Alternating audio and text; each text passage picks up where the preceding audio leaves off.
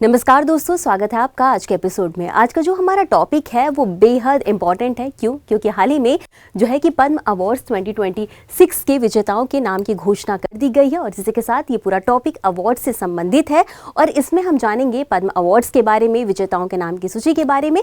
तो इसे एक एक करके हम समझने का प्रयास करेंगे और इसी के साथ हम आगे बढ़ेंगे और जानेंगे हालिया घटनाक्रम के बारे में। तो जैसा कि हमने आपको बताया कि पद्म पुरस्कारों की 2026 पद्म पुरस्कारों की घोषणा की गई है और कब, यानी कि गणतंत्र दिवस 26 जनवरी की पूर्व संध्या पर इन विजेताओं के नामों की घोषणा जारी की गई है, इनकी सूची जारी की गई है और इस बार कुल 131 पद्म पुरस्कारों की घोषणा की गई है और इसी के साथ इसमें शामिल हैं 5 पद्म विभूषण, 13 पद्म भूषण और 113 पद्मश्री शामिल हैं। और खास बात यह है कि इसमें 19 महिलाएं हैं, 6 विदेशी NRI PIO OCI शामिल है और इसी के साथ 16 मरणोपरांत प्राप्तकर्ता शामिल हैं, यानी कि जिनका निधन हो गया, ऐसे 16 लोग हैं जिन्हें पुरस्कार से सम्मानित किया गया है। इसके अलावा अशोक चक्र से भी सम्मानित किया गया है। किसे? ग्रुप कैप्टन शुभांशु शुक्ला को अशोक चक्र से सम्मानित किया गया है। क्यों? क्योंकि अंतर्राष्ट्रीय अंतरिक्ष स्टेशन पर जाने वाले ये पहले भारतीय हैं और इनके टाइम पर कई अनुसंधान प्रयोग भी किए गए, इस लिहाज से भी ये काफ़ी इंपॉर्टेंट है। और आपको बता दें कि भारत के सर्वोच्च शांतिकालीन वीरता पुरस्कार है कौन? अशोक चक्र जो है आपका भारत के सर्वोच्च शांतिकालीन वीरता पुरस्कार में शामिल है। इसके अलावा कुछ और अन्य पुरस्कारों की भी घोषणा की गई है, उनके नाम भी हम देख लेते हैं। तो इसी क्रम में शामिल है 3 कीर्ति चक्र दिए गए हैं, 13 शौर्य चक्र शामिल है, 44 सेना मंडल शामिल है, 6 नौसेना मेडल हैं, 2 वायुसेना मेडल हैं। और अब कीर्ति चक्र प्राप्तकर्ता की बात कर लेते हैं जिसमें 3 लोग शामिल हैं। तो इसमें कौन कौन शामिल है? तो इसमें मेजर अर्शदीप सिंह, नायब सूबेदार डोलेश्वर सुब्बा और ग्रुप कैप्टन प्रशांत बालकृष्ण नायर इसमें शामिल हैं। तो ये आप याद रखिएगा और इसी के साथ हम आगे बढ़ेंगे और अब जानेंगे पद्म पुरस्कार के बारे में कुछ महत्वपूर्ण बातों को हम समझेंगे। तो 1954 में भारत सरकार के द्वारा भारत रत्न के साथ ही इसे शुरू किया गया था पद्म पुरस्कार को और इसके बाद इसमें 3 श्रेणियां बनाई गई थी और उनके नाम बदल करके क्या क्या रखा गया था? पद्म विभूषण, पद्म भूषण और पद्मश्री। अब ये 3 पुरस्कार, इन्हीं तीनों श्रेणियों में पुरस्कार विजेताओं के नाम की सूची आई है। इन्हें हम आगे एक एक करके समझेंगे, लेकिन अब ये समझते हैं कि आखिर ये पुरस्कार दिया किसे जाता है। तो सबसे पहले हम बात करेंगे पद्म विभूषण की। तो ये असाधारण और विशिष्ट सेवा के लिए दिया जाता है और ये भारत का दूसरा सर्वोच्च नागरिक सम्मान है।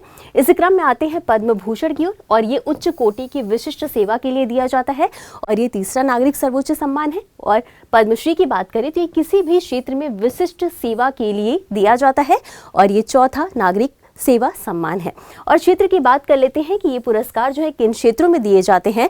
तो जिन भी क्षेत्रों में दिए जाते हैं उनमें शामिल है कला, सामाजिक कार्य, सार्वजनिक मामले, विज्ञान, इंजीनियरिंग, व्यापार, उद्योग, चिकित्सा, साहित्य, शिक्षा, खेल, सिविल सेवा आदि। इन सभी क्षेत्रों में ये पुरस्कार वितरित किए जाते हैं। तो अब इसी के साथ आगे बढ़ेंगे और कुछ और महत्वपूर्ण बिंदुओं को समझ लेते हैं। तो सबसे पहले अब हम ये समझेंगे कि पद्म पुरस्कार दिए जाने का उद्देश्य क्या है, क्यों दिया जाता है।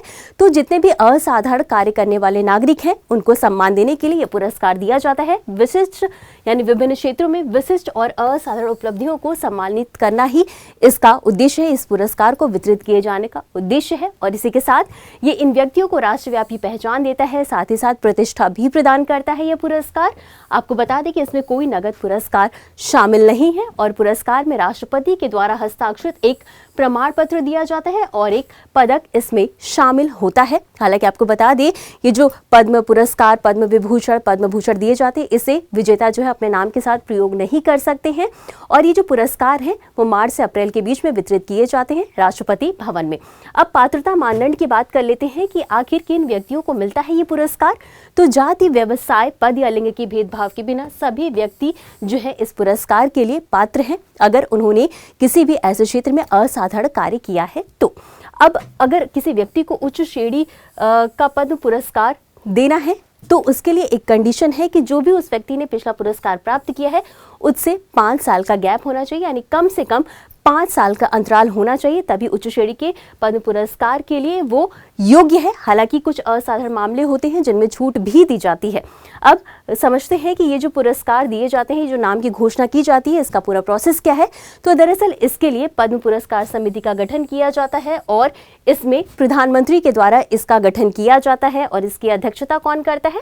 तो इसकी अध्यक्षता कैबिनेट सचिव करते हैं। याद रखिएगा, पद्म पुरस्कार समिति की अध्यक्षता कैबिनेट सचिव करते हैं। अब सदस्य की बात कर लेते हैं, तो इसमें गृह सचिव, राष्ट्रपति के सचिव और 4 से 6 प्रतिष्ठित व्यक्ति शामिल होते हैं और इनके द्वारा ही ये फैसला लिया जाता है। और इतना समझने के बाद अब हम आगे बढ़ेंगे और अब समझेंगे किन्हें किन्हें ये पुरस्कार दिया गया है। तो इसी क्रम में हम सबसे पहले जानेंगे पद्म विभूषण के बारे में, जिसे कि कुल 5 लोगों को दिया गया है। वो कौन कौन लोग हैं?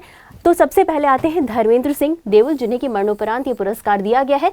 ये कला क्षेत्र से संबंधित हैं। अगले हैं वीएस अच्युतानंदन, इन्हें भी मरणोपरांत दिया गया पुरस्कार और ये सार्वजनिक मामले से संबंधित हैं। अगले हैं केटी थॉमस, जो कि सार्वजनिक मामले से संबंधित हैं। और अगले हैं एन राजम, जो कि कला क्षेत्र से संबंधित हैं। और अगले और अंतिम है पी नारायण, जो कि साहित्य एवं शिक्षा से संबंधित हैं। तो ये रहे इनके नाम। ये 5 व्यक्तियों को पद्म विभूषण दिया गया है। और इसी के साथ हम आगे बढ़ेंगे और अपनी अगली कैटेगरी के बारे में जानेंगे, जिसका नाम है पद्म भूषण। और पद्म भूषण कैटेगरी में कुल 13 लोगों को ये पुरस्कार दिया गया है। तो ये 13 लोगों के नाम हैं, जिसमें शामिल हैं अलका याग्निक, जो कि आर्ट फील्ड से हैं, श्री भगत सिंह, श्री कल्लापट्टी, श्री मामूटी, डॉक्टर नूरी, श्री पीयूष पांडे, श्री SKM, श्री शातवानंदी, श्री सिब्बू सोरेन। तो ऐसे ही कुल 13 लोगों को पद्म भूषण दिया गया है। और इसी के साथ अगली जो श्रेणी है उसकी कैटेगरी की भी बात कर लेते हैं। तो इस क्रम में आते हैं पद्मश्री और कुल 113 लोगों को ये पद्मश्री पुरस्कार दिया गया है और ये इनकी लिस्ट है। तो कुछ हम बात कर लेते हैं। तो श्री AE, श्री अनिल कुमार रस्तोगी, श्री अंकित गोवडा, मिस अरविंदा, श्री अरविंद, श्री अशोक। तो ऐसे ही कुल 113 लोगों को है। तो ये जो पूरा प्रोग्राम है, ये जो नामों की सूची है, इसे हम अपने Telegram channel next IAS Hindi पर जो है अपलोड कर देंगे। आप वहां से इसे डाउनलोड कर लीजिएगा और अच्छे से इसे ध्यान से पढ़ लीजिएगा। और अब हम इसी के साथ इससे जुड़े एक अभ्यास प्रश्न को भी देखेंगे। तो प्रश्न देख लेते हैं। प्रश्न है, हाल ही में अशोक चक्र से सम्मानित ग्रुप कैप्टन शुभांशु शुक्ला के संदर्भ में निम्नलिखित कथनों पर विचार कीजिए। आपके पास 3 कथन है। पहला है, उन्हें शांति के समय में असाधारण बहादुरी के लिए भारत के सर्वोच्च सैन्य सम्मान से सम्मानित किया गया था। दूसरा कथन है, वह अंतर्राष्ट्रीय अंतरिक्ष स्टेशन पर जाने वाले पहले भारतीय हैं। और तीसरा कथन है, उनकी अंतरिक्ष यात्रा में भारतीय अंतरिक्ष अनुसंधान संगठन के नेतृत्व में महत्वपूर्ण वैज्ञानिक प्रयोग शामिल थे। आपको बताना है कि उपरोक्त कथनों में से कौन सा या कौन से सही है। आपके पास ऑप्शंस हैं, A केवल 1 और 2, B केवल 2 और 3, C केवल 1 और 3, D 1, 2 और 3। और इस प्रश्न का उत्तर आपको हमेशा की तरह कमेंट बॉक्स में देना है। और ये जो विजेता हैं उनकी सूची जो है, इनकी लिस्ट जो है, आप हमारे Telegram channel next IAS Hindi से जरूर से डाउनलोड कर लीजिएगा। तो आज के लिए बस इतना ही। मिलते हैं अगले एपिसोड में इसी तरह कुछ अहम और जरूरी खबरों के साथ। तब तक के लिए धन्यवाद।